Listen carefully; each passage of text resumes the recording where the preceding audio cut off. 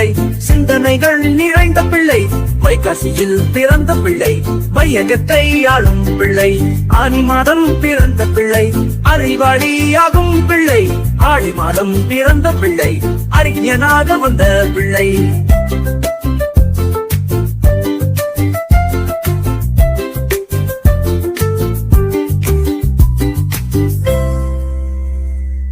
ஆவணியில் பிறந்த பிள்ளை, அதிகாரியாகும் பிள்ளை, புரட்டாசியில் பிறந்த பிள்ளை, திரட்டாத செல்வம் இல்லை. இல் பிறந்த பிள்ளை, அற்புதமாய் படிக்கும் பிள்ளை, கார்த்திகையில் பிறந்த பிள்ளை, கணித மேதையாகும் பிள்ளை, மார்கழியில் பிறந்த பிள்ளை, நேர் வழியில் செல்லும் பிள்ளை.